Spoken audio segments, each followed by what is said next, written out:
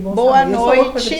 Estamos ao vivo já. Ai, desculpa, a pessoa que conversa, né, gente? Aqui são dois, porque aqui a pessoa não sabe, existe um podcast que fica Anterior, nos bastidores, anterior, isso. às vezes no final. Making off. Making off, é um né? make off, que não é make off, aqui é podcast mesmo. Não, e tem vezes que a conversa vai tão boa, tem que falar, Kênia, vamos deixar pro podcast, porque ela começa a desenrolar o assunto. Só Kênia, né, gente? Até parece que ela não fala nada. Não, tô falando quem te do conhece horário, te compra. do horário. Junta 3 mulheres conversando, né, gente? Perigo. Assunto que não para. Mas boa noite para você que está aqui com a gente agora, ao vivo.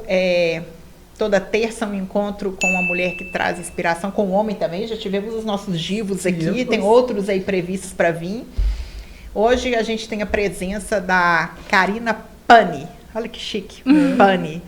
Karina é uma cliente especial, fotografei gestante, mãe do João, da Maju e da Ana. Eu fotografei a gestação da Maju. E da Ana. Aí eu fotografei foi a gestação da Ana, na verdade, né? Isso. E é porque depois a gente fez outros ensaios de família. E ela é funcionária pública, sargenta da Polícia Militar, mas é psicóloga especializada em orientação de carreira e avaliação psicológica, né? Isso. E a gente já tem um tempo que a gente está querendo falar disso aqui, né, Kênia? Sim. Sobre mercado de trabalho, gerações, esses conflitos todos que a gente escuta, geração A, B, C, D, a dificuldade de se escolher uma carreira atualmente. Então, seja muito bem-vinda. Muito obrigada, agradeço pelo convite. Nossa história é antiga, né? Não tanto, né? A Ana vai fazer 7 anos. Fazendo 7 anos já. E é uma satisfação sempre esses encontros. Participei do Vivo Surreal Beleza ano passado. Foi muito Participou bacana. da nossa mesa redonda, nosso bate-papo, a nossa roda de conversa. Foi uma roda, falei numa mesa. Foi uma roda de conversa. Muito bom. E é isso, minha querida. Hoje a gente quer falar sobre um tema que tá aí, né?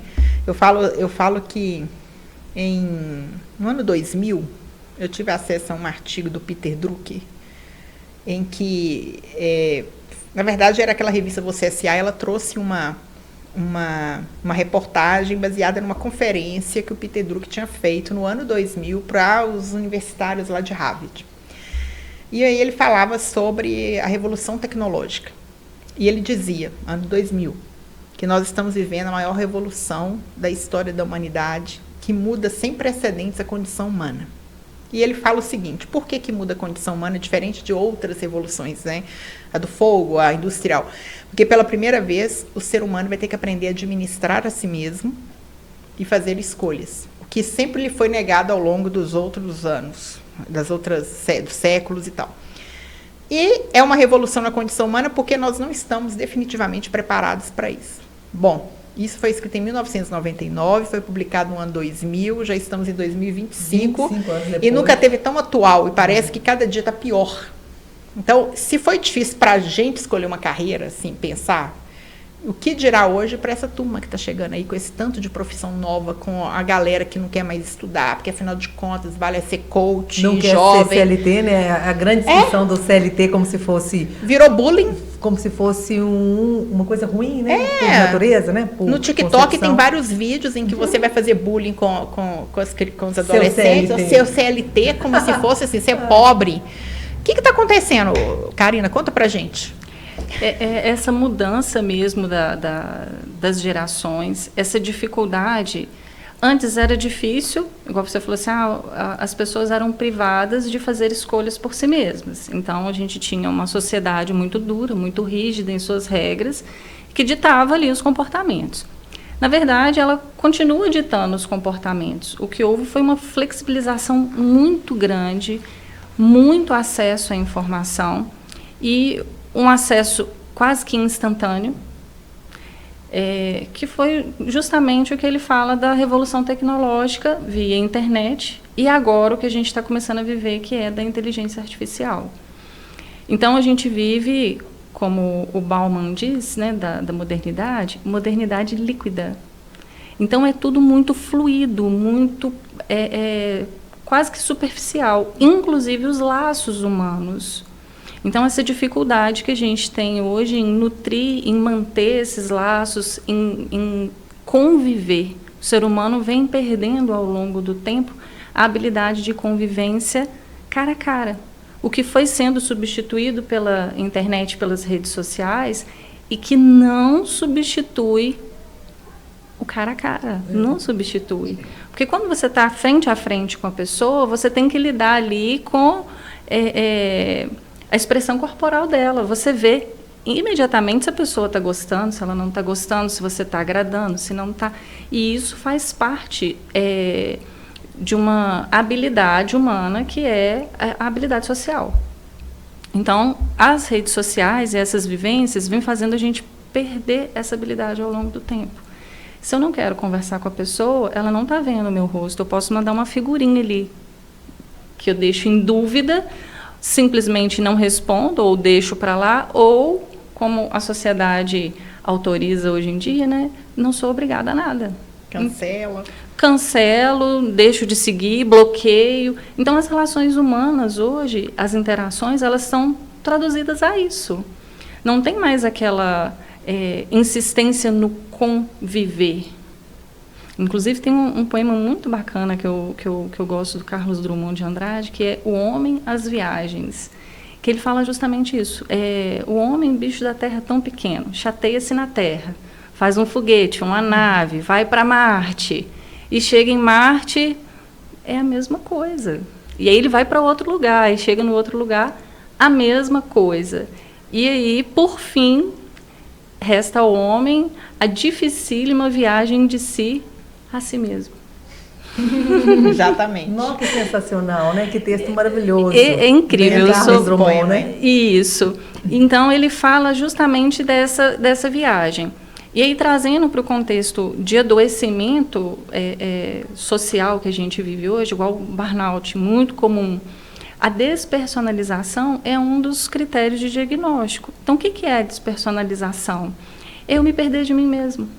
Eu não sei até que ponto que sou eu, até que ponto que é o outro, até que ponto que eu quero, até que ponto que eu não quero. Onde que começa e termina o meu desejo e onde que começa e termina o desejo do outro. Então, eu observando na própria instituição militar, e a minha monografia ela fala justamente sobre síndrome de burnout, as instituições hierarquizadas e militares, elas são tradicionalíssimas na nossa cultura. Então, a Polícia Militar de Minas, uma das mais antigas, ela tem fazendo 250 anos. Então, é a mesma instituição, as mesmas regras. E a gente passa os 30, 35 anos trabalhando sem sequer precisar escolher o corte de cabelo. A instituição te dá isso tudo pronto. E não é uma questão só da instituição. E aí o que a gente observa? Quando a gente sai do serviço, né, que a gente adquire o direito de ir para a reserva, a aposentadoria na instituição, as pessoas se sentem, em sua grande maioria, perdidas. E agora? Eu vou deixar meu cabelo crescer, eu vou deixar minha barba crescer. Quem sou eu? Acostumei tanto daquele jeito, né? Quem já sou tinha eu, né? Tudo dito, né? Tudo pronto. Exatamente. Mas, Karina, é apenas assim, a gente só consegue perceber esse traço tão rígido assim mais nas estruturas do Exército, né? Da polícia, das Forças Armadas e tal, porque, na verdade, eu acho que deveria existir, eu acho que isso é mais uma característica, assim, da polícia, não? Porque qual outro organismo social consegue ter essa rigidez ainda na sociedade? É o que a gente falou do Bauman e da fluidez da modernidade. A modernidade é o avesso disso. Por isso que eu citei que as instituições militares, elas são tradicionais, elas são antigas, anteriores a essa revolução tecnológica e inteligência artificial, e hoje nós vivemos também esse desafio de como promover, né, segurança pública com todas essas tecnologias. Isso para nós também é um desafio. Mas, em se tratando do social, é o inverso disso. Na sociedade não tem regra. Você pode ser o que você quiser. Então, isso é o que é pregado hoje em dia. Você é o que você quiser, você pode fazer o que você quiser, você não tem regras. Se eu não tenho regras, qual o caminho que eu vou escolher? Não sei. De que eu gosto? Do que eu não gosto? O que é importante para mim? Porque aí te obriga a fazer um mergulho em você mesma, né? Assim, e é o famoso mergulho lá convidado pelo Carlos Drummond, que não é nada fácil, né? De forma alguma. De você fazer, né? De trazer aí. Ainda mais numa modernidade superficial, onde todas as relações, todas as vivências e as experiências são reduzidas a uma selfie, a um vídeo. Então, tem sido muito argumentado de viver o momento presente e comum, as pessoas vão em shows, as pessoas vão em eventos e está todo mundo lá vendo o show a partir da tela do seu telefone e não estão vivendo o momento. Então, pode terminar, pode concluir, querida. Então, a experiência, ela é importante para nós para criar as memórias afetivas, as memórias que a gente vai carregar para a vida. Então, qual a qualidade das experiências que a gente está tendo hoje? Por isso que vem falar que a geração Gen Z, e que é essa geração que está entrando no mercado de trabalho agora, ela está mais preocupada com qualidade de vida. Você chama? É por causa do gen de geração do... Não, eu queria entender assim, porque existe a geração Z e existe a Gen Z? Não, é a mesma coisa. É a mesma geração. É a mesma coisa. Na verdade, ela está entrando, ela já está, né, no mercado. Assim, já tem mais tempo, ela não está entrando agora, né? Entre 30 e 16 anos, salvo engano. Né? Eu me perco com as datas, mas ela, né, já está inserida no mercado de trabalho, está entrando no mercado de trabalho através dos jovens. Então, a gente já tem uma parte de dificuldade, que, né, já estão aí promovendo as mudanças no ambiente de trabalho, e tem uma parte dessa geração entrando no mercado de trabalho. E por que existe toda essa discussão? Na verdade, a discussão para se entender das gerações é muito mais uma demanda do empregador e do social de se entender quais são as demandas dessa geração para a gente procurar atender tanto uma demanda de mercado quanto uma demanda de trabalho. Então, com base nas vivências daquela geração, é estudado e é proposto as mudanças, modificações na dinâmica de contratação, carga horária de trabalho. Então, a gente já vive da nossa geração, em torno de 40 anos da Millennials, que nós não vamos nos aposentar. Então, cada geração carrega sobre si essas vivências e essas questões econômicas e sociais da sua época. Então, não é só uma questão da tecnologia, é uma questão econômica também, igual o pessoal lá atrás viveu a crise de 1929, grande crise econômica. A primeira geração, quando surgiu essa questão das gerações de se entender isso. A questão das guerras. Exatamente, foi a geração logo após a guerra. Então, é interessante essa discussão a partir do momento que a gente quer entender, né, quais são os desafios e as oportunidades daquela geração. Não necessariamente um problema, igual a inteligência artificial. É um desafio. Por que é um desafio? Porque ela pode ser muito útil e trazer muita facilidade para a gente, mas também tem o desafio negativo, né? Igual a minha geração, a nossa geração, a gente sofre com um problema de memória gravíssimo. Eu já cheguei aqui, seu caso, né? Eu já cheguei aqui com a minha cola, porque além da dificuldade natural, é uma dificuldade de memória social. Eu peguei uma transição existe agenda de papel. Eu peguei uma transição que eu tinha que decorar os números de telefone. E hoje em dia eu fiquei confortável que tudo o Google grava para mim. Eu não gravo nem data de aniversário mais. Essa coisa é tão curiosa. Todo dia minha irmã falou, absurdo, você não sabe nem o telefone do seu marido. Tá lá, tá gravado.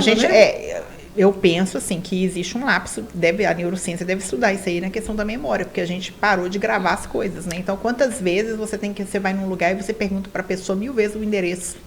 Qual que é o apartamento? Você nunca vai gravar mais apartamento, porque você vai ligar para a pessoa e falar, eu tô aqui embaixo. Exato. Né? Qual que é o número mesmo? Se a pessoa pode exatamente 1000 vezes esse desenho do cérebro, se você não usa, ele perfeito. A neurociência vai te responder isso. A gente tinha uma usabilidade muito mais efetiva e que hoje ela é muito menor. A gente faz muito menos coisas que ajudem a criar associações que é no estilo de construção neural, que é essa ideia de associar. Se a gente faz menos coisa, a gente vai gravar menos, né? Perfeito, então, que é a plasticidade cerebral. Então, se você... É comum a gente ter treino de habilidades cognitivas para idosos, por exemplo. Né, que é trabalhado o desenvolvimento e manutenção, igual a gente faz musculação. Você que gosta, né? Você faz musculação. É treino. Se você parar de fazer, você perde. E por que você tem que treinar? Para você garantir que quando você chegar na sua velhice, você vai ter uma estrutura física que comporte os desafios do tempo. Então, com a nossa memória e os nossos processos cognitivos, a mesma coisa. Só que, da nossa geração, hoje, esse é o desafio. A gente está perdendo habilidades de memória importantes, perdendo habilidades sociais importantes, porque se antes a gente era obrigada a ir na casa da tia, que a gente não gostava tanto, hoje em dia a gente não é obrigado mais. E aí, como que a gente lida com essas questões? E, da mesma forma, a próxima geração, que é a geração da inteligência artificial... Como que vai estar essa geração lá na frente? Não quero nem ficar pensando muito para não ficar doida. Porque, na verdade, um ex-CEO do Google esteve recentemente aqui no Brasil e deu uma entrevista e ele disse assim, olha, nós estamos vivendo, em 1 ano vai acontecer isso com a IA, em 2 anos vai acontecer isso, em 7 anos o que vai acontecer com a humanidade é algo do nível, assim, incalculável. Exato. É uma revolução, assim, de todos os lados, né? E eu fico pensando, assim, voltando lá no início, né? Acho que da pergunta inicial que a gente acabou, como é que a gente pode orientar hoje, assim, a quem ainda não está passando por isso? Eu passei recente, né? Assim, um filho que está na hora de descobrir a carreira, de descobrir o seu caminho, né? Diante de tanta possibilidade. Porque eu peguei o exemplo do Peter Drucker para falar o seguinte, a gente tinha como opção de escolha a profissão que o pai fazia muitas vezes. Você entrava na empresa, ficava ali, todo vestia a camisa da firma, que isso tudo já caiu por terra. Então, você tinha poucas opções. O que você tinha de opção? Eu me recordo... Até de opção de cursos. De curso. O cara era engenheiro, médico, professor... Né? E a gente tinha aquela segurança, não, eu vou entrar para a faculdade, aí quando eu formar, eu vou ter aquele trabalho. Com tanto tempo eu vou estar aposentado, minha vida está feita. Resolvi morrer, né? Quer dizer, concluiu a jornada. E hoje não, eu até falava isso aqui. A gente falava no episódio da semana passada sobre essa tal da estabilidade que não vai chegar nunca, né? Agora eu falo, como é que a gente fala? Porque são 2 fenômenos. Uma explosão de novas carreiras, de novas habilidades, de novas profissões que a gente nem conhece ainda. Então, esse é um ponto. Como é que fica agora a questão das profissões tradicionais, né? Como é que elas vão sobreviver a tudo isso? E um terceiro ponto, como se não bastasse toda essa confusão ainda difícil, ainda tem toda essa influência que chega para a cabeça desses meninos, dessa turminha mais nova, geração alfa, sobretudo, e a alfa que vem depois da Z, de que assim, para que eu vou estudar? Para que eu vou fazer Enem? Para que eu vou fazer carreira se eu posso ser um influencer, se eu posso ser um youtuber? Porque cria-se a ideia, né? Como se todo mundo que tentasse a vida na internet vai ganhar rios de dinheiro. Você é jogador de videogame. Um caminho fácil, né? E tem uma outra coisa, né, gente? Que é complicado, que aí abre um leque para outra discussão, que é a seguinte, né? Tem crianças que estão perdendo a infância, literalmente, porque se tornam a referência financeira da família inteira como youtubers. Porque tem isso também. Sim. A criança com os vídeos do canal sustenta a família toda. Tá o peso de produção de conteúdo ali, de tudo, para ela. Então, a gente tem umas questões. Mas, enfim, como é que você vê esse processo hoje? E na sua experiência, Karina, acompanhando pessoas e tal, quais são, assim, o que você diria, assim, que é muito importante ser colocado quando um jovem vai pensar na sua carreira, assim? Então, eu gosto muito de tratar a questão da carreira com uma visão empreendedora. Então, é empreender sobre si mesmo. Que ótimo, adorei isso. Isso. O que acontece? No mundo de incertezas que a gente vive hoje, nem a medicina está segura, nem as carreiras do Estado estão seguras. E do judiciário? Também não, tá cheio das peças aí de inteligência artificial e... Tá, você tá falando nesse sentido, é porque a minha pergunta, quando eu falei assim, nem a medicina tá segura, nem isso, era mais no sentido assim, por exemplo, a pessoa que quer fazer um cargo público para poder ter tal da estabilidade. Mas tem ela tá também, porque hoje já tem alguns estudos pensados em outros desenhos, enquanto aposentadoria, que já tá todo mundo enquadrado. Isso, né? que não sobrecarrega o Estado enquanto pagador não desses profissionais. Infla, né? Isso. Então, a gente vive um desafio econômico muito grande. Então, na visão empreendedora, o que eu penso? Independe de profissão. A visão que a gente deve nutrir nos jovens e nas crianças é ensinar a eles a empreender, a visão empreendedora. Qual que é a visão empreendedora? A gente vê as oportunidades e desafios em todas as instâncias da vida. Então, a gente precisa ser treinado, ao invés de adotar a postura da reclamação ou da vítima, né? Nossa, eu não faço, eu queria fazer isso, não faço porque a sociedade não me permite, a minha condição social não me permite. Não, é adotar a visão empreendedora, o melhor que eu posso fazer com as condições que eu tenho. Então, se a minha condição atual, se o momento que eu tenho, ele me permite seguir esse caminho, que eu comece nesse caminho, que eu faça o meu melhor. E sabendo que, caso eu precise mudar desse caminho, eu preciso estar constantemente em mudança, constantemente estudando, me aperfeiçoando. Inclusive, tem um projeto da polícia em algumas escolas públicas que chama Rede contra o Crime. Ele trabalha exatamente nessa perspectiva de empreendedorismo, estimulando que os jovens aprendam a empreender. Quando você vai falar de empreendedorismo, não é só de fazer uma empresa. E ganhar dinheiro. No imaginário coletivo isso. Empreender é ter o seu negócio. Dinheiro. Né? Você pode empreender sendo CLT, inclusive. Sim, mas quando você escolhe uma carreira, você está fazendo o maior empreendimento da sua vida. Que é escolher um caminho, uma área. Então, hoje, talvez facilite um pouco mais a gente pensar em carreira. Se eu acertar a área, já tem meio caminho andado. Então, se eu consigo identificar se eu sou de humanas ou se eu sou de exatas, já está meio caminho andado. Porque dentro dessas áreas, eu tenho que ter condições de navegar. E aí, citando como exemplo próprio, né, caso vocês me permitam, né, compartilhar, eu começo a minha jornada acadêmica em pedagogia, porque eram as condições que eu tinha na época. E foi essa condição da pedagogia que me oportunizou me encantar com a psicologia. E aí a gente vai tecendo a nossa vida, tecendo a nossa caminhada, fazendo umas escolhas. As escolhas hoje, elas não precisam ser necessariamente aquelas rígidas, né? Porque a gente, uma vez que está escolhido e acabou, como rígidas, se você não pudesse mudar. Né? Isso. Antigamente, a escolha da carreira, é vocação. Não? Você nasceu para isso e você vai ser isso até morrer. Não só na carreira, em tudo, né? Sim. Tudo. Então, por um lado, isso gera um problema, igual a gente falou. Então, você pode fazer tudo. O que eu vou fazer? A gente continua com o problema do que eu vou fazer.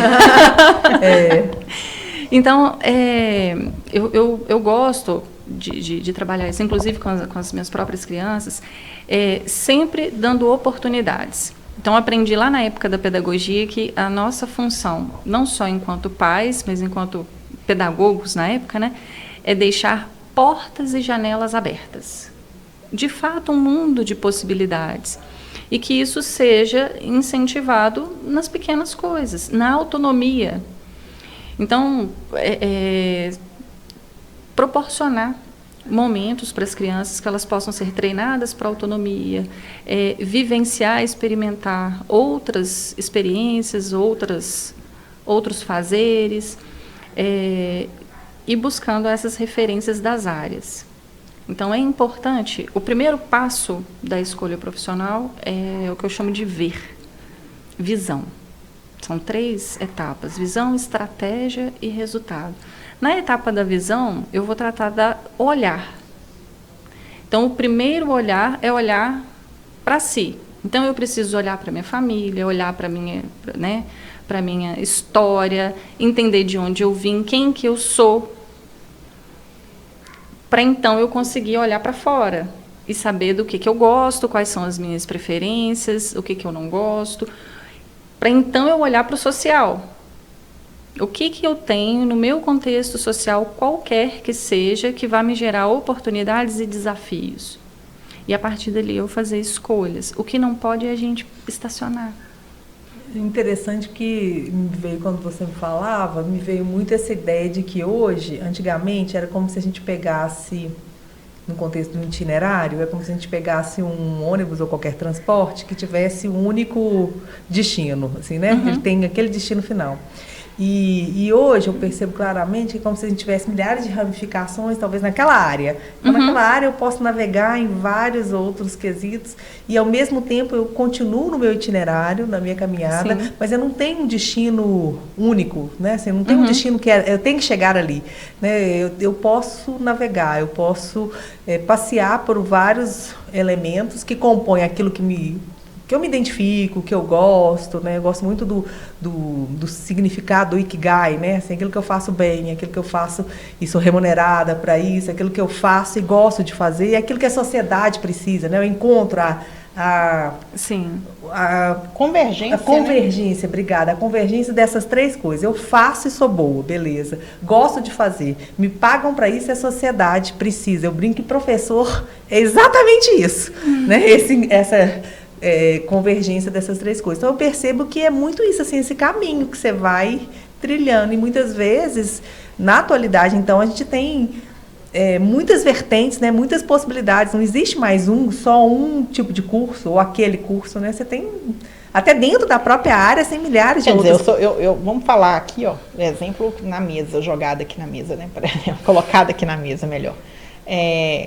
Kênia tem todas as três áreas da comunicação, né? Fez publicidade, depois jornalismo, depois relações públicas e vai fazer mestrado em administração. Hoje, como profissional mentora, ela, na verdade, é uma reunião de tudo isso. É uma reunião, é um encontro de tudo isso junto, sim, né? Nos cursos e tal. E não necessariamente ela usa ferramentas típicas de uma agência, de quem formou em publicidade, porque sempre tem esse imaginário. Eu, em alguns tempos assim, da minha carreira, eu cheguei até a ter uma certa crise. Por quê? Eu me formei em jornalismo. Como boa jornalista formada na década de 90, meu sonho era trabalhar na faixa de Gaza.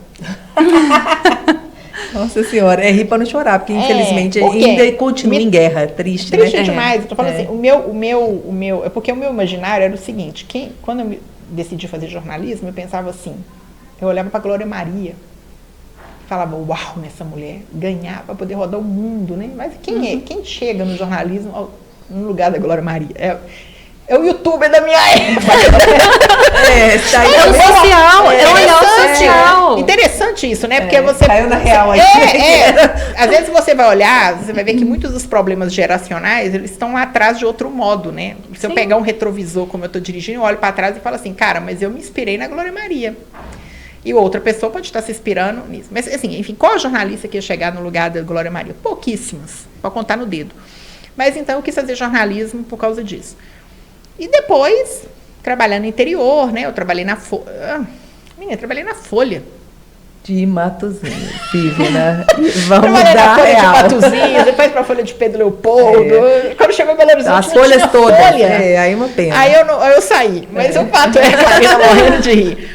E depois, assim, sem que eu jamais imaginasse, sonhasse, idealizasse, surge a fotografia na minha vida pela experiência da maternidade. Olha a quantidade de mulher que se redescobre em outra profissão depois de ser mãe.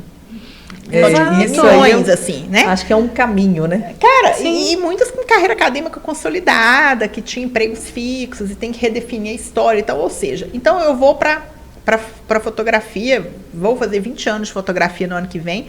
Depois você vai para dar aula, aí você olha e você fala assim, bom, efetivamente, aquela jornalista raiz lá da Glória Maria, não tem nada, né? Assim, não trabalho em imprensa, não trabalho na grande imprensa, não trabalho com isso. Tenho colegas que trabalham. E hoje, quando eu olho para trás e faço assim, caramba, se eu estivesse hoje trabalhando dentro de um veículo de imprensa, eu estaria muito infeliz, entendeu? Não é isso. Como é que porque a missão, o sentido, ele vai mudando, né? Ele vai se adaptando, ele vai... E aí, o resultado da Ivna profissional hoje é a soma de todas essas experiências. Essa que é a questão, né? A abordagem existencial humanista, que tem como autor, um dos autores, né, o Carl Rogers, ele traz essa abordagem centrada na pessoa. E aí, recentemente, eu conheci o Viktor Frankl. Delícia, estou lendo um livro dele, estou lendo sobre o sentido da vida, que é um relato das 3 últimas conferências que ele fez, eles transformaram em livro. Ai, que delícia. Sou fã número 0 de Viktor Frankl, assim. Eu acho que ele começando vai se apaixonar, assim, só para dizer, porque realmente é e é isso, é a procura do sentido. E assim como ele encontrou sentido lá, né, no campo de concentração, é possível que a gente consiga encontrar esse sentido e esse propósito. Então, alguns teóricos defendem que o propósito ele está relacionado a uma causa externa, a algo maior que nos motiva a dedicar. Então, é como se eu precisasse ter uma causa. E aí vai a causa de cada um. Ah, eu quero lutar por mim mesmo. É válido. Ah, eu quero fazer o meu melhor por Deus. Então, Deus me inspira a ser uma boa pessoa, me doar pelos outros. Mas sempre tem esse aspecto de que na profissão a gente tem maiores chances de encontrar sucesso quando a gente se dedica a fazer de coração o melhor que você consegue fazer e entregar para o outro. Então, essa entrega, ela é remunerada. Então, quando é um caminho que eu não aconselho, você procurar um mercado de trabalho, as profissões que estão em evidência, para eu me encaixar. Porque essas profissões que estão em evidência hoje, elas... Amanhã podem não estar. Podem nem existir, né? E a conta chega uma hora, né? De uma escolha que foi pautada... Pelo financeiro, pelo dinheiro, às vezes, né? Karina, nossa, nosso tempo passa muito rápido, mas eu queria retomar, porque você falou da carreira, a importância de ver, que é a questão de olhar. Depois você falou de mais 2 etapas. Estratégia e resultado. E o que seria isso? Então, a questão da estratégia de forma simples, é a SWOT. Né? A análise SWOT que a gente aplica. Fortes, fracos, ameaças e oportunidades. Perfeito. Então, essa é uma ferramenta básica que eu sugiro, acessível para todo mundo, refletir sobre esses aspectos. Não só na carreira. É um processo de tomada de decisão e de tomada de escolhas válidas em qualquer área da vida. Então, eu preciso sempre respeitar o primeiro passo, que é olhar para mim, saber quem eu sou e me respeitar.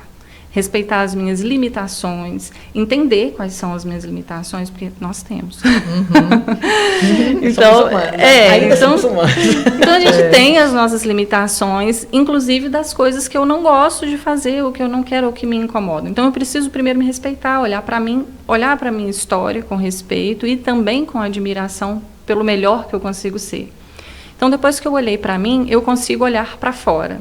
Então, quando eu olho para fora, eu olho com a visão empreendedora, que é da SWOT. Quais são as oportunidades que eu vejo? Mesmo, a primeira etapa da SWOT é exatamente força e fraqueza interna, que é e só oportunidade e ameaça, que é externo, né? Sim, então a gente faz essa transição. Então, primeiro eu olho para mim, eu preciso me entender, saber meus gostos, o que eu quero, o que eu não gosto, o que eu não quero, o que eu não gosto. E nunca esquecer da sua origem familiar, porque a gente está lá, né?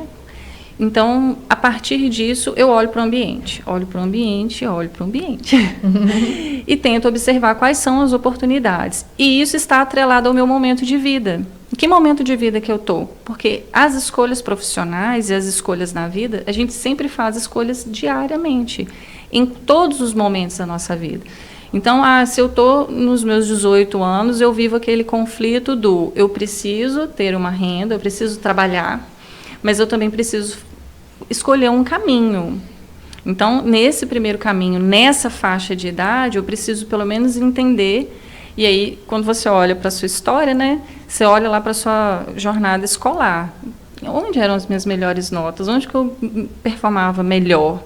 Se eu não gostava de química e física, não adianta eu querer procurar uma área que vai trabalhar. Depende dela, né? Vai lá para a farmácia, vai morrer. Não dá. Você vai querer sofrer. Então, basicamente, é humanas e exatas. Então, o princípio básico da escolha, pensando numa carreira ou numa faculdade, é esse. Eu preciso, pelo menos, entender se eu sou do lado das exatas ou do lado da humanas. Mas aí a área médica, biológica, entra onde aí? Humanas. Ah, tá. Porque vai lidar com gente. Ou eu tenho... Isso, porque... Mas vai ter uma carga bem generosa aí de áreas, pelo menos até a formação, né? De áreas, assim, ligadas a parte de física, química, biologia, sim, bem puxada. Então, esse é um primeiro caminho. Eu preciso entender a área. Uhum. Então, se eu tenho facilidade com números, é porque eu tenho um processo cognitivo específico que me facilita a compreender coisas 1 mais 1, coisas óbvias. Via de regra, quem tem a facilidade de entender números tem a dificuldade de entender conceitos lacônicos. São bem opostos, né? Exato. São dicotômicos mesmo, assim. Parece que a maioria das pessoas que são das exatas têm poucas habilidades no contexto humano e vice-versa. E aí, quando você aplica a SWOT ela vem lá, o que eu posso desenvolver, ou quais as habilidades que eu preciso desenvolver.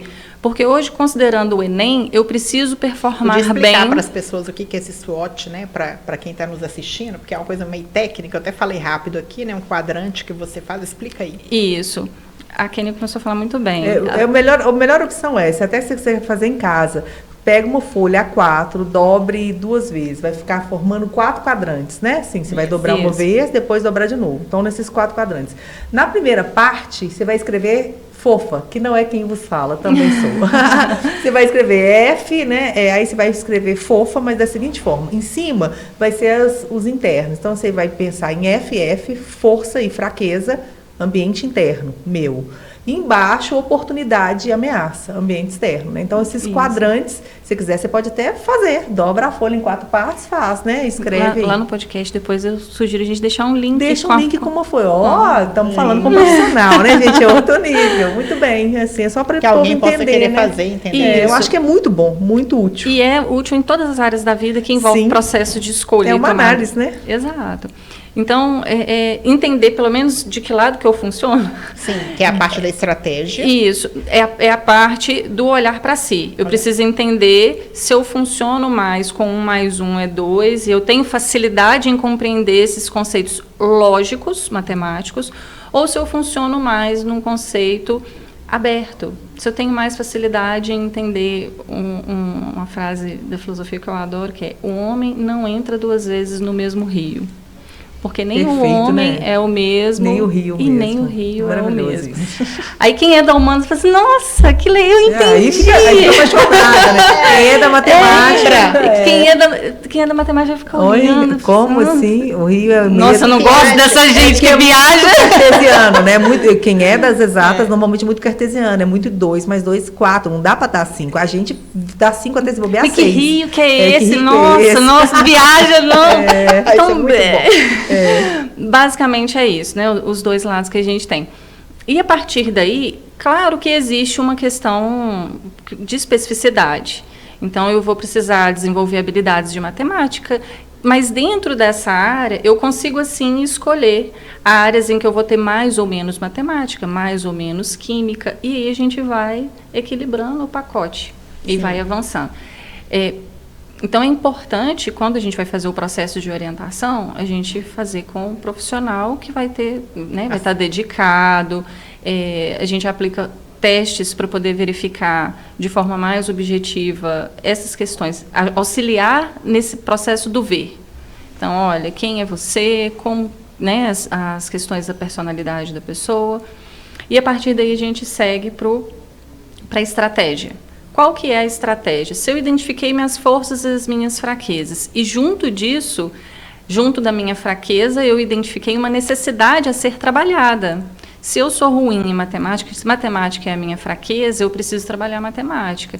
Eu elaboro a minha estratégia a partir do resultado que eu quero ter. Então, eu olhei para mim, analisei o ambiente e eu traço um objetivo.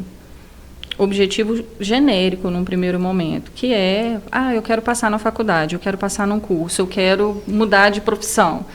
E a partir desse objetivo eu traço a estratégia, que é quais as áreas que eu vou precisar desenvolver, quais habilidades que eu vou precisar desenvolver, e a partir daí eu penso em resultado. Muito bom. Uma ferramenta muito boa, né? Assim, bem interessante, um método interessante. Karina, como o tempo passa rápido. Não. Nem acredito, você vai ter que voltar aqui depois pra gente conversar mais vezes. Porque nem chegamos lá, a gente queria falar tanto de geração, queria falar... Não, é muito assunto, é muita coisa, porque esbarra na gente o tempo todo. Tá todo mundo nessa instabilidade, nisso tudo, seja na educação, na nossa... Eu achei perfeita a sua colocação, Ivna, quando você falou do seu exemplo lá atrás. Que lá o seu youtuber da época era a televisão que você assistia. Eu até ofendi a Ana Maria Braga agora, dependendo do youtuber que a pessoa tomar com... Ana Maria Braga, Glória Maria! Confusão, Gente, assim. eu tô bem doidona. Eu te entendo.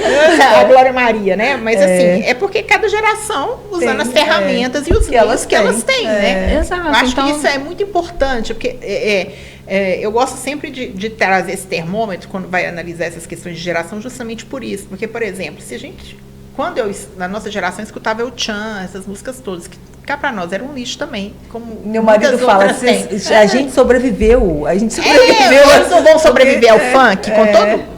Não vou nem falar com todo respeito, porque assim, eu não sou obrigada a gostar do funk, nem achar, porque eu não sou da geração do funk. É diferente dos nossos filhos que vão gostar. Então, assim como nossos pais eram da Jovem Guarda, e ao escutar o rock and roll da década de 80 e 90, falava assim, horrorizava. Que lixo de música. E a gente hoje dá tudo por um rock de 80 e 90, cara. E fala, o que tem hoje não é música. Então, a gente sempre vai estar olhando com esse saudosismo de uma época que passou. A gente vai estar sempre olhando dentro da nossa geração, né? Por então, isso que eu falei que o conflito geracional é bem essa ideia. Isso, então essa discussão das gerações, ela é válida, ela é legal do ponto de vista para a gente ver, olhar as gerações. Mas quando a gente vai falar dos desafios, ele sempre precisa partir da perspectiva individual, naquele indivíduo ali, naquele contexto ali. No meu caso... morando no interior, não tinha condições de pagar a faculdade sequer de ir para uma pública. Então, ou interior mesmo, ou era trabalhar em comércio, ou era apanhar café, ou o caminho que eu escolhi, eu preciso passar num concurso. Para conseguir bancar os outros para eu sonhos, continuar trabalhando, continuar estudando e fazendo, porque eu sempre gostei de estudar. E aí, vim de outro estado para cá, sozinha, minha família toda do Espírito Santo, e aí cheguei que, poxa, eu preciso, providenciar uma casa para morar, eu preciso ter um lugar para ficar, e eu queria fazer a faculdade, que era o sonho original de estudar. E aí, ou eu vou morar, ou eu vou estudar, não dava para fazer as duas coisas, escolhi morar. E aí, encontrei na pedagogia, na época na UENG, que é público, uma conhecida querida, falou, olha... faz lá na UENG, pedagogia, você vai adorar e tal. Pelo menos você começa. E aí eu comecei, e aí me encantei pela educação.